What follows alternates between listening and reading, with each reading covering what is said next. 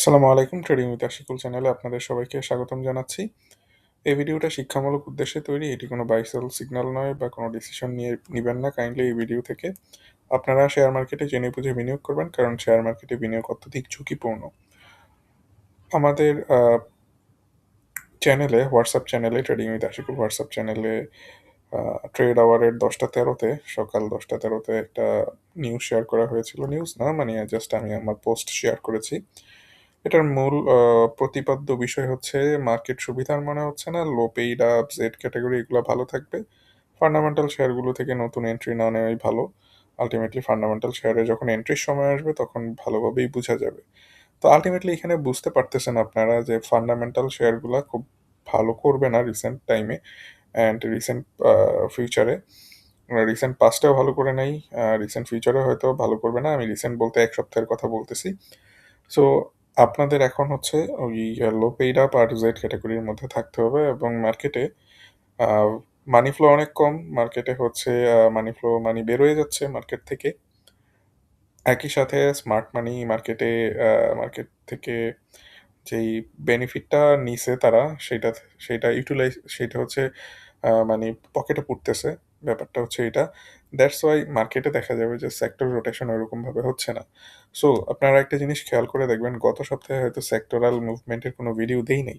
But এই সপ্তাহে আপনাদের সাথে দেওয়ার চিন্তা করলেও আমি দেখছি যে এই জিনিসটা, এটা আমার ওভারভিউ থেকে আমি বলতেছি যে সেক্টরাল মুভমেন্টের জন্য মার্কেটে যে পরিমাণ মানি ফ্লো থাকা দরকার, মার্কেটের বর্তমান কন্ডিশনে সেই ধরনের মানি ফ্লো নাই। এবং এই কারণে দেখবেন সেক্টরাল মুভমেন্ট না হয়ে বরঞ্চ লো পেইড আপ আর জেড এর মুভমেন্টগুলো হবে।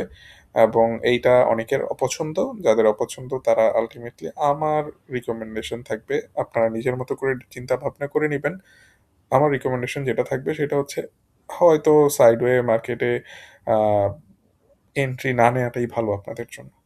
এন্ট্রি না নেওয়াটাই ভালো, কারণ হচ্ছে যে আপনি যদি খুব ভালো অ্যানালাইসিস জানেন, খুব ভালো টেকনিক্যাল অ্যানালাইসিস জানেন, তাহলে শুধুমাত্র সাইডওয়ে মার্কেটে প্রফিট করতে পারবেন। আর যদি ভালো না জানেন তাহলে দেখা যাবে যে খুব একটু টাফ হয়ে যাবে আপনার জন্য। অনেক ফান্ডামেন্টাল শেয়ার কিনবেন, কেনার পরে দেখবেন দাম কমে যাচ্ছে, পরে আবার অ্যাভারেজ করতে হবে। সো এইটা একটা ইস্যু এখন বর্তমান টাইমে। সো এখন কি করা যাইতে পারে? আমি আপনাদেরকে একটা জিনিস যদি শেয়ার করি তাহলে দেখবেন যে একটা সময় ভাবছিলাম যে ইন্স্যুরেন্স, টেক্সটাইল থেকে মানি ফ্লো বের হয়ে যাচ্ছে। এইগুলো আর ভালো করবে না। বাট আল্টিমেটলি মানি ফ্লো ওইভাবে বের হইতে পারে নাই। এবং অন্য সেক্টরে যে যাবে সেই সেক্টরের জন্য সেই সেক্টরগুলো ওইরকমভাবে রেডি হচ্ছে না এখন পর্যন্ত। সো দ্যাটস ওয়াই আমরা কোনো সেক্টরাল মুভমেন্ট এখন দেখতে পাচ্ছি না ওইরকমভাবে। মিউচুয়াল ফান্ডের পরে, টেক্সটাইল, ইন্স্যুরেন্সের পরে আর ওইরকমভাবে একক কোনো সেক্টর মুভমেন্ট করতেছে না। কি করতেছে এখন? এখন করতেছে হচ্ছে লো পেইড, জেড, এই জিনিসগুলো মার্কেটে লিড দিতেছে। এবং এইটা রিস্কি অনেক। আপনারা যারা এই রিস্ক টেকার, তাদেরকে রিকোয়েস্ট করব যে টোটাল পোর্টফোলিওর আপনি কিন্তু 10%, 20%-এর বেশি ইউটিলাইজ করবেন না এখানে। যদি করেন, একটা জায়গায় ধরা খাবেন, দেখবেন যে ক্যাপিটালটা আটকাই গেছে। সো এইটা একটু মাথায় রাখতে হবে।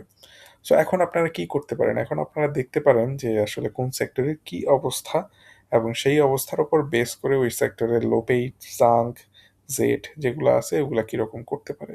আমি আপনাদেরকে জাস্ট শর্ট একটা ওভারভিউ দিয়ে যাব সেক্টরের উপরে, যাতে আপনারা আপনাদের মতো করে ডিসিশন নিতে পারেন যে আসলে কোন সেক্টরগুলোতে থাকাটা বেটার হইতে পারে। দেখেন, ব্যাংকের ক্ষেত্রে যদি বলি, ব্যাংক বর্তমানে ঝিমাচ্ছে, মানি ফ্লো ওইভাবে নাই।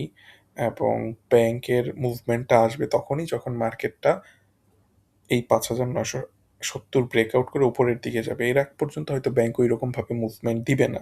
আবার এরকম হবে যে এটা যদি কমে যায়, কমে যদি এইখানে আসে, তখন হচ্ছে একটা, যখন বাড়তে থাকবে তখন ব্যাংকটা মুভমেন্ট দিতে পারে। সো এইটা একটা ব্যাংকের ইস্যু এখন। ব্যাংক হয়তো ওইরকমভাবে আমরা মুভমেন্টের মধ্যে দেখতে পাবো না। সিমেন্ট সেক্টর ওরকমভাবে মুভমেন্ট দেওয়ার কথা না বর্তমান সময়ে। বাট সিরামিক সেক্টরের মধ্যে কিছুটা মুভমেন্ট আসতে পারে। তবে এখানে যেই ক্যান্ডেলগুলো তৈরি হয়েছে, ওই ক্যান্ডেলগুলা বা যেভাবে প্রাইস চার্টটা তৈরি হইছে সেইটা খুব বেশি ভালো মনে হচ্ছে না। মুভমেন্ট আসতে পারে, সাডেন কিছু মুভমেন্ট আসবে। হয়তো সিরামিক সেক্টরের এই খারাপ জাঙ্কগুলো হয়তো একটা মুভমেন্ট দিতে পারে, তবে পসিবিলিটি অনেক কম থাকবে। সো দেখেন ব্যাংক, সিমেন্ট, সিরামিক কোনোটার মধ্যেই ওই ধরনের ভালো কোনো কিছু দেখা যাচ্ছে না। সো ইঞ্জিনিয়ারিং এর মধ্যে যদি যান তাহলে দেখবেন যে ইঞ্জিনিয়ারিং এর অবস্থাটা অন্যগুলার চেয়ে ভালো। ফ্ল্যাগ প্যাটার্নের মতো প্যাটার্ন তৈরি হয়েছে এখানে, এবং এই প্যাটার্নটা ব্রেকআউট করার চেষ্টা করছে। সো এটা যখন ব্রেকআউট করবে হয়তো উপরের দিকে যাবে। এখানে একটা, আমি যদি বলি যে কাপ অ্যান্ড হ্যান্ডেল প্যাটার্নও তৈরি হয়েছে, এই প্যাটার্নটা তৈরি হয়ে যতটুকু যাওয়ার কথা আর আরও একটু যাওয়ার কথা, দেখেন 129-30 পর্যন্ত চলে যাইতে পারে। লেটস সি সামনে কি হয়। সো ইঞ্জিনিয়ারিং মোটামুটি একটা মুভমেন্ট দিতে পারে, ইঞ্জিনিয়ারিং এর জাং জেড যেগুলো আছে সেগুলো। ফাইন্যান্সিয়াল ইনস্টিটিউশন এগুলা মোটামুটি সাপোর্ট লেভেলের উপরে আছে এখন। এখন যেই লেভেলটাতে আছে সাপোর্ট লেভেলের উপরে আছে, এখান থেকে ভালো করতে পারে। দেখেন সাপোর্ট পেয়ে উপরের দিকে করছে।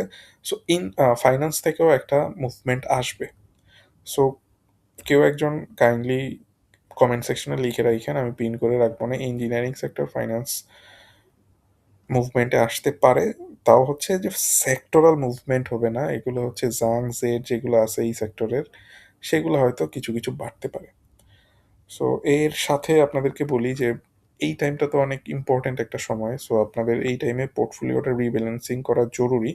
কেউ যদি চান তাহলে পোর্টফোলিও ক্লিনিক সার্ভিসটা অ্যাভেইল করতে পারেন। আপনার পোর্টফোলিও শেয়ার করলে কোন শেয়ার কি করতে হবে না করতে হবে, সেই জিনিসটা টোটাল একটা গাইডলাইন এক্সেলে শেয়ার করা হবে। আপনারা এটা দেখে দেখে ট্রেড করতে পারবেন।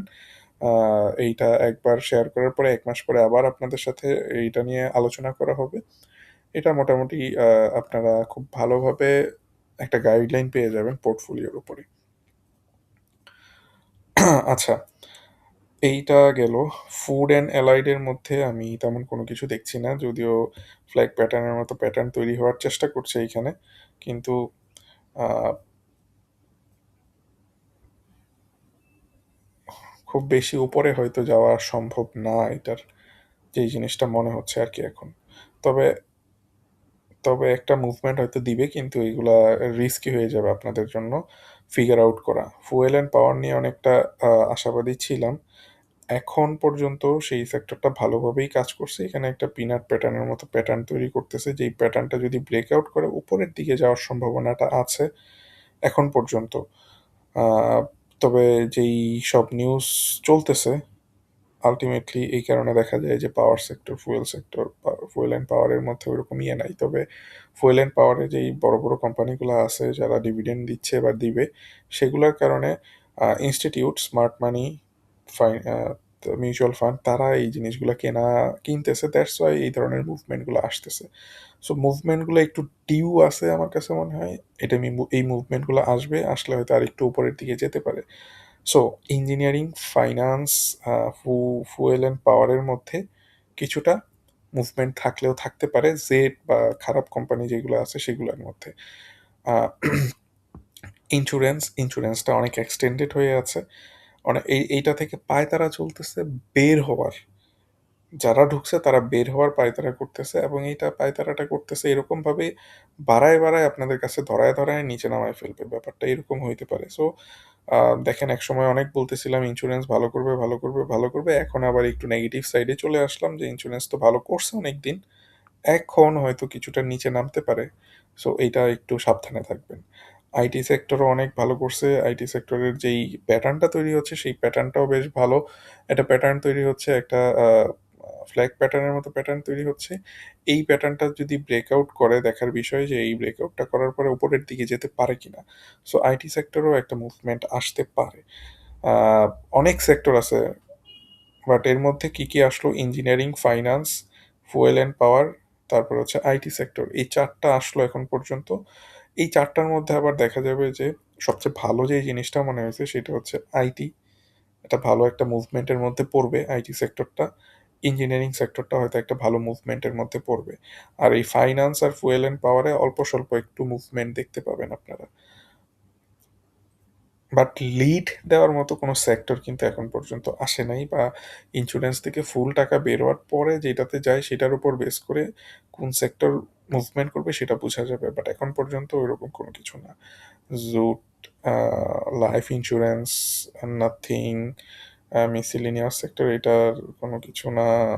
মিউচুয়াল ফান্ড, মিউচুয়াল ফান্ড হঠাৎ করে একটা দিবে আর কি, এটাকে আমি মুভ বলবো না, এটা হচ্ছে উপরে গেল একটু নিচে আসলো তারপরে আবার একটু উপরে যাইতে পারে, ব্যাপারটা এরকম হইতে পারে।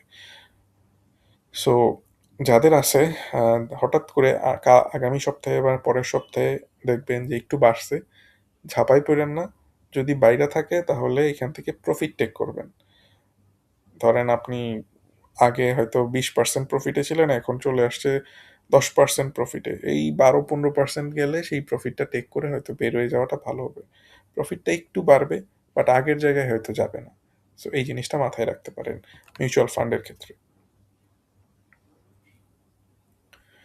পেপার অ্যান্ড প্রিন্টিং, না ফার্মাসিউটিক্যালসও তেমন কিছু দেখতেছি না। সার্ভিস অ্যান্ড রিয়েল এস্টেট বাড়ছে অনেকটা, এটা হয়তো আরেকটা মোমেন্টাম ধরে রাখবে, আর একটু হয়তো বাড়তে পারে মোমেন্টাম ধরে রেখে, তবে এগুলো তো ছোট ছোট সেক্টর, সো দেখা যাবে যে ওইরকম কিছু হবে না।